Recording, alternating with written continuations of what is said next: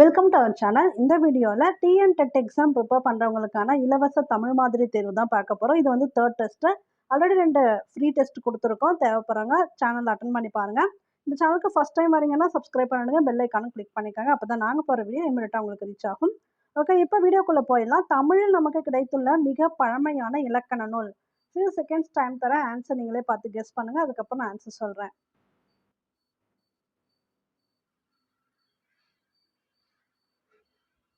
தொல்காப்பியம். தமிழில் நமக்கு கிடைத்துள்ள மிக பழமையான இலக்கண நூல் எதுன்னு பார்த்தீங்கன்னா தொல்காப்பியம். பாடைமாக்கல் என்ற சொல்லின் பொருள் என்ன?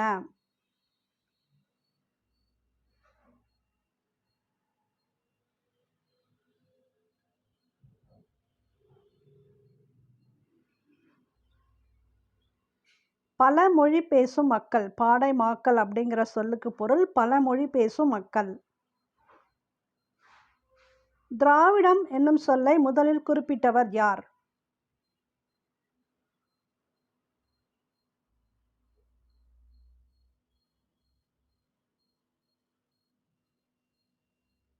குமரிலப்பட்டர். திராவிடம் என்னும் சொல்லை முதலில் குறிப்பிட்டவர் குமரிலப்பட்டர்.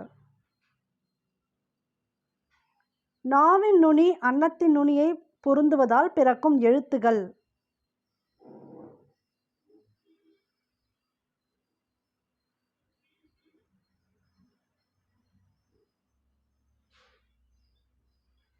It in. இந்த எழுத்துக்களை சொல்லி பார்க்கும்போதே உங்களுக்கு தெரியும், நாவோட நுனி வந்து அன்னத்தின் நுனியை பொருந்ததுனால தான் இது பிறக்கும்.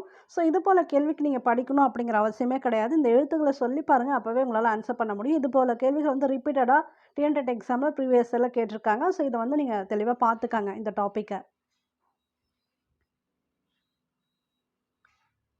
முத்துராமலிங்க தேவரை தேசியம் காத்த செம்மல் என்று பாராட்டியவர் யார்?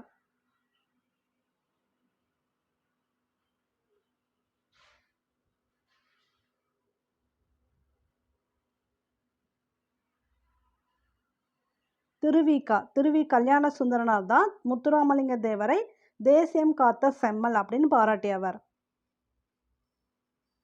மெர்ச்சன் என்ற சொல்லின் பொருள்.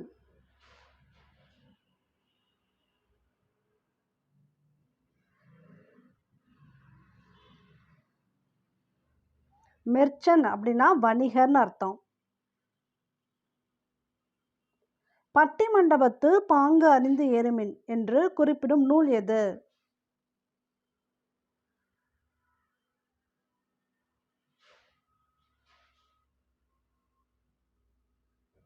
மணிமேகலை. பட்டி மண்டபத்து பாங்கறிந்து ஏறுமின் என்று குறிப்பிடும் நூல் மணிமேகலை. புகழாலும் பழியாலும் அறியப்படுவது எது? திருக்குறள் பற்றிய கேள்விகள் வந்து ஒன்று அணி சார்ந்து கேட்பாங்க. திருக்குறள் கொடுத்துட்டு இது எவ்வகை அணின்னு கேட்கலாம். இது போல் வந்து உங்களுக்கு கொஸ்டின் திருக்குறள் உள்ளேருந்தும் கேட்கலாம்.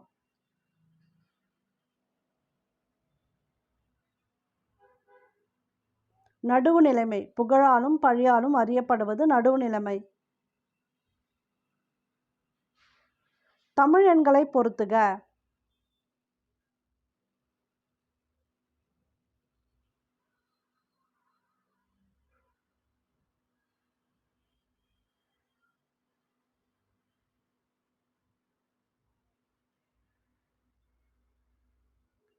ஸோ இந்த ஃபஸ்ட்டு 1 2 3 4 5 அது உங்களுக்கு கிடையாது. உங்களுக்கு இந்த 6 7 8 9 10 இருக்கு இல்லையா, இந்த 6க்கு எப்படி தமிழில் எழுதுவோம் அது போல் இது பார்த்துக்கோங்க.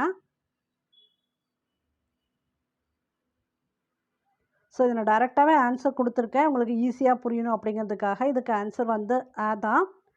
6 அப்படிங்கிறத இப்படி தான் எழுதணும். 7னா ஏ வரும். இந்த சவுண்டே பார்த்துக்கலாம். 7க்கு மட்டும் ஏ, ஓகேங்களா. 8க்குன்னா ஆ, 9க்கு இது போல் வரணும், 10க்கு இப்படி வரணும். இது பார்த்துக்கங்க. என்றிருள் என்னும் சொல்லை பிரித்து எழுத கிடைப்பது.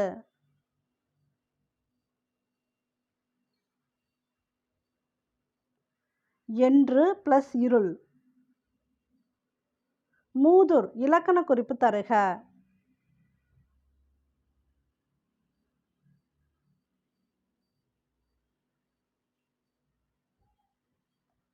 மூதுர் அப்படிங்கிறது பண்பு தொகை. கீழ்கண்ட பாடல் வரிகள் இடம்பெற்ற நூல் எது? உண்டி கொடுத்தோர் உயிர் கொடுத்தோரே, சான்றோன் ஆக்குதல் தந்தைக்கு கடனே.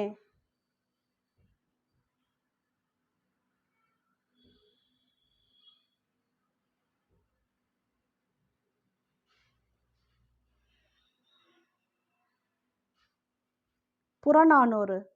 இது போல ஏதாவது பாடல் வரி கொடுத்துட்டு இது எந்த நூலை சார்ந்ததுன்னு கேட்குறாங்க. கெடுப்பதுவும் இலக்கண குறிப்பு தருக.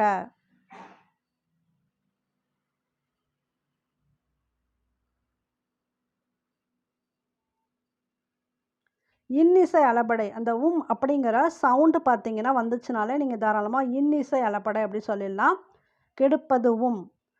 சொல்லிசை அளபடை அப்படின்னா அப்படிங்கிற சவுண்டு வரும். அது வந்து சொல்லிசை அளபடை.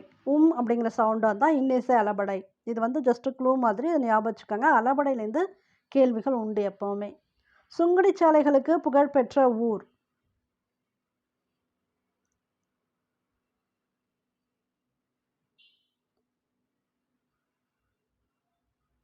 திண்டுக்கல். நீருலையில் என்னும் சொல்லை பிரித்து எழுத கிடைப்பது.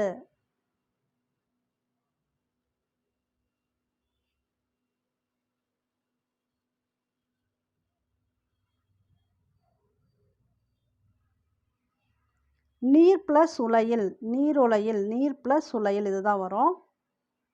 மிசை என்பதன் எதிர்சொல் என்ன? மிசை என்பதன் பொருள் கேட்கல, எதிர்சொல் கேட்குறாங்க. சில கேள்விகளில் இதற்கான பொருளும் கேட்பாங்க. தெளிவாக பார்த்துக்கோங்க. மிசை என்பதன் எதிர்சொல் என்ன?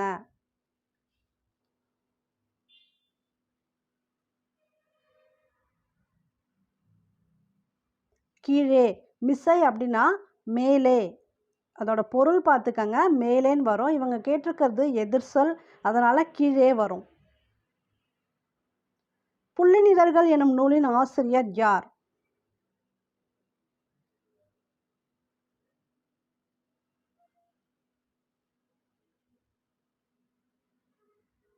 Walt Whitman. புள்ளினிதழ்கள் என்னும் நூலின் ஆசிரியர் வால்ட் விட்மன். ஏதாவது ஒரு நூலோட ஆசிரியர் கேட்கலாம்.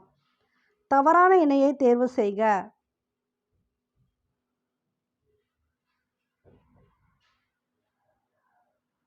இதற்கு விடை பார்த்தீங்கன்னா தமிழ் நிலம் உயிர் முதல். இதுதான் தவறான இணை. இப்போ மற்றதுக்கெல்லாம் பிரித்து பாருங்கள். இந்த எழுத்துக்களை பிரித்து அவங்க கொடுத்துருக்கிறது கரெக்டாக உயிரீற்று வருதா, மெய்யீறு வருதா, உயிர் முதல் வருதா அப்படிங்கிறத பார்த்தீங்கன்னா இங்கே தமிழ் நிலம் அப்படிங்கிறது உயிர் முதல் கிடையாது,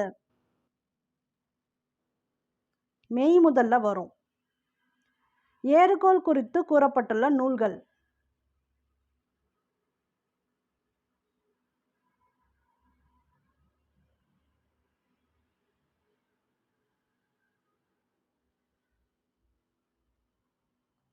அனைத்துமே இங்கே கொடுத்துருக்கூடிய எல்லாத்துலேயுமே பார்த்தீங்கன்னா ஏறுகோள் குறித்து கூறப்பட்டிருக்கும். சிலப்பதிகாரம், கலித்தொகை, புறப்பொருள் வெண்பாமலை எல்லாத்துலேயுமே உண்டு.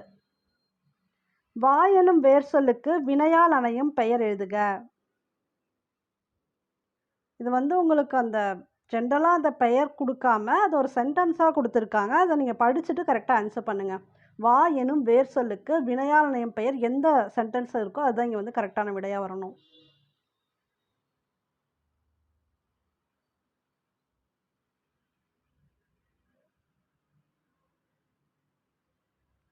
என்னை பார்க்க வந்தவர் என் தந்தையின் நண்பர். இந்த வா அப்படிங்கிறது வந்தவர் தான் வினையால் அணையும் பெயர். இப்போ வந்தால் அதெல்லாம் முடிஞ்சிருச்சு. வந்து நின்றார் அதுவும் முடிஞ்சிருச்சு. வந்த பேருந்து அனைவரும் ஏறினார் வந்தன் வந்துருச்சு, அதுவும் கிடையாது. அது பெயர்ச்சத்தில் வந்துடும். ஸோ இப்போ வந்தவர் அப்படிங்கிறது இல்லையா, அதுதான் என்னன்னா வினையால் அணையும் பெயர்.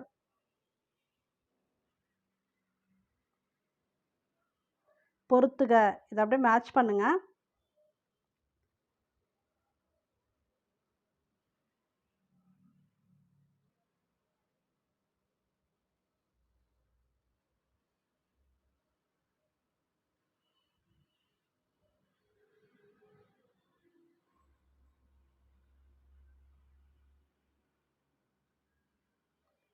ஸோ இதற்கான விட லாஸ்ட் ஆப்ஷன் இ தான்.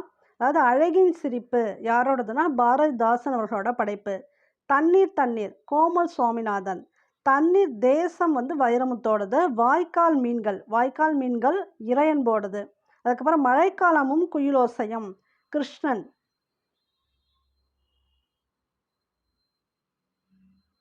தவறான இணையை தேர்வு செய்க.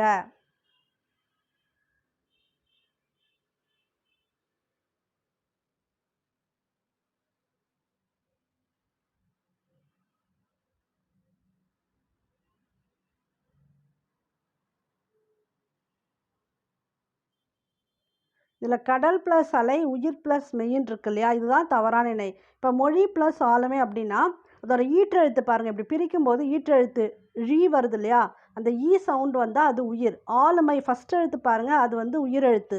இதெல்லாம் உயிரெழுத்தில் வரும். அதுபோல் தமிழ் ப்ளஸ் உணர்வு, இறுதி எழுத்து அப்படி வருது இல்லையா, அது வந்து மெய்யெழுத்து. ஸ்டார்டிங் உணர்வு ஊ வந்து உயிரெழுத்து. கடல் ப்ளஸ் அலை, இல்லு வந்து எஜ்ஜில் முடியறது வந்து உயிரெழுத்து. அது போல் அலை ஆங்கிறது வந்து உயிரெழுத்து. அப்போ உங்களுக்கு எப்படி வந்திருக்கணும், உயிர் ப்ளஸ் உயிர்னு வந்தால் தான் சரி. தவறான இணை கேட்டதுனால இங்கே வந்து உயிர் ப்ளஸ் மெய் கொடுத்துருக்காங்க இல்லையா, அதனால தான் இ ஆப்ஷன் வந்து இங்கே தவறான இணை. மண் ப்ளஸ் வளம் அப்படியே பாருங்கள், மண் இன் அப்படிங்கிறது மெய்யெழுத்து, இன்னு முடிகிறது. வளம் அப்படிங்கிறது வேங்கிறதும் மெய்யெழுத்து தான், உயிரெழுத்து கிடையாது. இதெல்லாம் கரெக்டாக இருக்குது. பொருத்தமல்லாதவற்றை தேர்ந்தெடுக்க.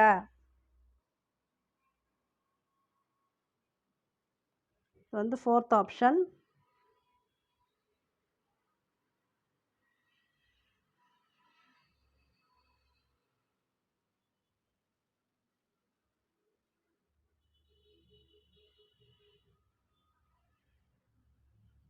ஸோ இதில் தேர்டும் ஃபோர்த்தும் தான் வந்து பொருத்தமல்லாதவை. கலை விமர்சகர், மெய்யியலாளர் இருக்காங்களா, இது பொருத்தமில்லாது. 1, 2 கரெக்டு. அழகியல் வந்து ஏஸ்தட்டிக்ஸ், இது வந்து தனியாகவும் உங்களுக்கு கேட்கலாம். நிறைய டெட் எக்ஸாம் ப்ரீவியஸ் கொஸ்டினில் இந்த ஏஸ்தட்டிக் வந்து கேட்டிருந்தாங்க. அழகியல் ஏஸ்தட்டிக். இதழாளர்னா ஜேர்னலிஸ்ட், இது ஓகே. பட் கலை விமர்சகர் அப்படின்னா ஆர்ட் கிரிட்டிக் வரணும், அப்படியே ஜஸ்ட் ஆப்போசிட்டாக இருக்கீங்க. மெய்யியலாளர் அப்படின்னா ஃபிலாசபர்னு வரணும். ஸோ இங்கே பொருத்தமல்லாதவன்னு பார்த்தீங்கன்னா 3யும் 4ம் தான், ஜஸ்ட் ஆப்போசிட்டில் இருக்குது. இது ரெண்டும் கரெக்டாக வரும்.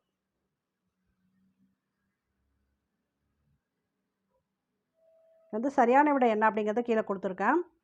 தமிழினத்தை ஒன்றுபடுத்தும் இலக்கியமாக மாப்போ சிவஞானம் கருதியது.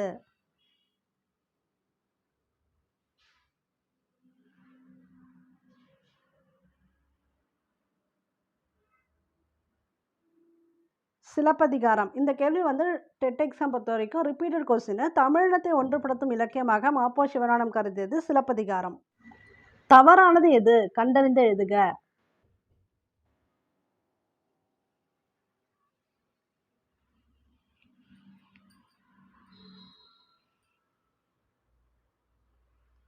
இதில் குமிழிக்கல் கர்வ் ஸ்டோன் கொடுத்துருக்காங்க இல்லையா, இது வந்து தவறானது. நீர் மேலாண்மை கரெக்ட், வாட்டர் மேனேஜ்மெண்ட், பாசன தொழில்நுட்பம், இரிகேஷன் டெக்னாலஜி, வெப்பமண்டலம், டிராபிக்கல் ஜோன், இதெல்லாம் கரெக்டு. விடை எத்தனை வகைப்படும்?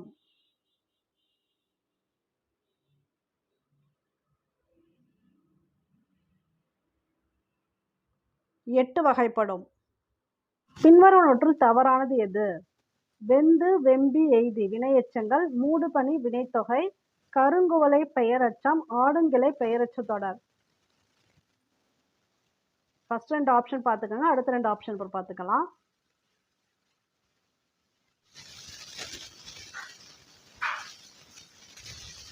ஸோ இதற்கான விடை 3, கருங்குவளை பெயரச்சம் கொடுத்துருக்காங்க இல்லையா, இதுதான் தவறானது. மற்றது எல்லாமே சரி. ஆடுங்கிளை பெயரச்ச தொடரும் கரெக்டு தான். ஆசிரியரிடம் இந்த கவிதையின் பொருள் யாது என்று மாணவர் கேட்டல்.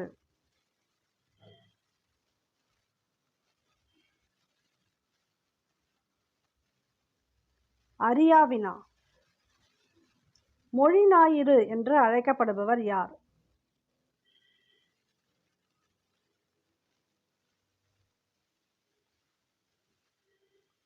தேவநேய பாவாணர்.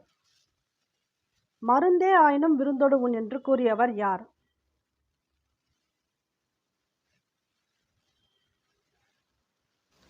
ஔவையார். இந்த 30 கேள்விக்கு நீங்கள் எவ்வளோ ஆன்சர் பண்ணியிருக்கீங்க அப்படிங்கிறத செக் பண்ணிக்கோங்க. இந்த வீடியோ பிடிச்சிருந்தா ஜஸ்ட் ஒரு லைக் பண்ணுங்கள், ஷேர் பண்ணுங்கள், கமெண்ட் பண்ணுங்கள். முக்கியமாக இந்த சேனலுக்கு ஃபஸ்ட் டைம் வரீங்கன்னா சப்ஸ்கிரைப் பண்ணி வச்சுக்கோங்க, பெல் ஐக்கானை கிளிக் பண்ணிக்கோங்க. அப்போ தான் நாங்கள் போகிற வீடியோ இமீடியட்டாக உங்களுக்கு ரீச் ஆகும். தேங்க்யூ ஃபார் வாட்சிங்.